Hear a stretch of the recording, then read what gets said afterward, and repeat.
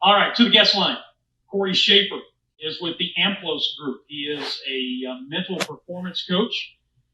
He has provided mental performance training for local athletes, coaches, and teams ranging from the junior level all the way up to the professional level and just about every step in between. He's worked with Clemson. He's worked with Coastal Carolina, with Florida State University.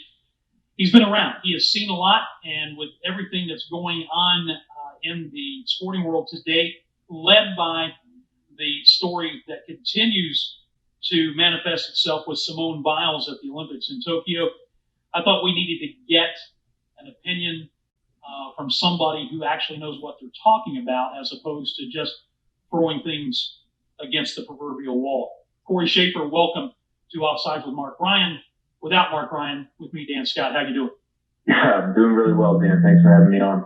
The mental health of young athletes today seems to be in the news more than it's ever been. And my question is the new phenomenon with this generation, or is it something that's always been there and this generation is just more willing to talk about it? Yeah, I think you nailed it there with what you said. I think in reality, athletes, and even beyond athletes, I think people in general have been struggling with mental health and well-being, mental performance in their sports and their jobs for as long as sports have been played, for as long as we've been going into the office. But now people are just under such a microscope like never before. Probably a big contributor to that is, social media.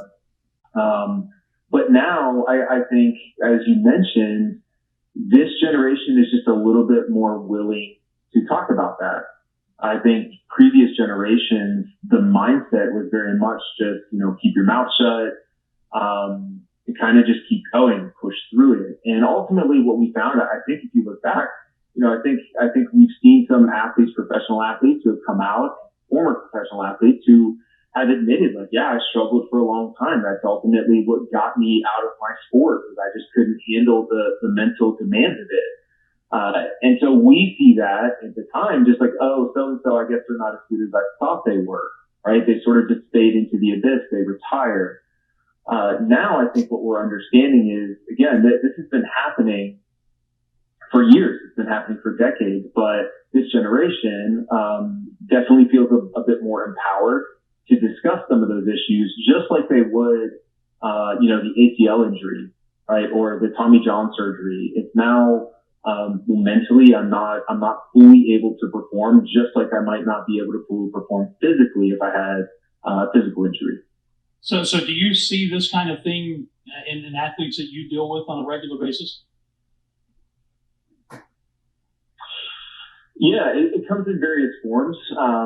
Even with the specifically, a lot of the conversation coming around the Simone Biles story, I want to be clear, I don't know if we have enough information to kind of separate, is this a true sort of mental health, like a clinical issue, or is this a just performance related issue?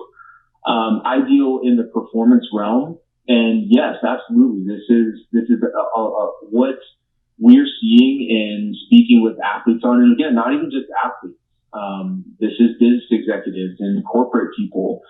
Everybody, a lot of people struggle with the mental demands of their day to day. The number one reason that I probably speak with, again, whether it's athletes or let's say a corporate client, is performance anxiety. And that goes from junior level, as you described, some of my background, working with junior athletes and high school kids through college, up into professional athletes and really elite level performers. It's probably the number one reason why people are seeking these services is performance anxiety, issues related to confidence. So this is definitely prevalent in sports today. Cory, how much of it is related to just how fast some young athletes get vaunted into nationwide or worldwide fame? You see it on Twitter. Somebody comes out of, basically nowhere on a national scale. They might be important within their own sport as an up-and-coming athlete, but they'll go from a relative unknown to just this massive entity. How much of it is involved with that, and how do you prepare young athletes, can you identify somebody early and say, wow, this guy or girl has a chance to be very, very special? We need to kind of coach them up in advance on how to deal with that level of fame. Sure. And I mean, I think my response to that is whether they're going to go on and be, the next big thing or not. I think there needs to just continue to be more education and preparing young athletes, young people for whatever comes next. For some of them, sure, that might be playing their sport at a college or at an elite level. But for many of them, it's just going on and, pursuing a career in something else. I think regardless, I think there is something to how quickly some of these individuals go from, this unknown person in their sport, or they're more just sort of locally or regionally known, to now they're known worldwide and they have 10 million, Instagram followers, and they're getting tweets and media requests and so on. Like, that's a lot, I think, for anybody to handle. It's going to be hard to prepare for that. I think that the education needs to continue to just come early, and teaching, the mental skills that are going to help build resilience in sport, or outside of sport, in sport and life beyond. Those are some of the things that I think, where I'm coming from is we need to educate, yes, the athletes. We need to educate coaches. We need to educate parents. It kind of has to come from the top before it gets down to the athletes. We need everybody to just understand how important this stuff is and prepare them for life, whatever kind of comes their way. We're visiting with Dr. Cory Shaffer, sports psychologist, mental performance coach, trying to understand as much as we can some of the things that we've been seeing in the news on the sports side of things of late, most notably right now with Simone Biles and the Olympics in Tokyo. What's your response, Cory, when somebody says, today's athlete is just soft? They're not as strong mentally as athletes used to be in another generation. How do you respond to that? I mean, my initial response is, that's easy for us to say, right? That's easy for the person sitting on their couch watching Simone Biles in the Olympics, to say that. It's impossible to imagine, the weight that, let's say, Simone Biles is carrying into, the Olympics like she was here. So the idea that somebody is soft, I'm not a huge fan of that perspective. Again, I think it's more just, you don't know what's going on in that person's life. And my guess is, again, it's just coming back to, how maybe they're prepared physically, maybe they're extremely gifted physically, and they certainly have some talent. But I think a lot of the time what we see is talent is only going to take you so far. You need to sort of back that up with the proper mental tools to be able to handle pressure situations and so on. So are they soft? No, I don't think they're soft. I think maybe they just need to work on another part of their game, right? So just like, let's say, hey, this pitcher has a really great fastball, but he struggles with his breaking ball. This is just like, hey, this person has a really talented physical gift set.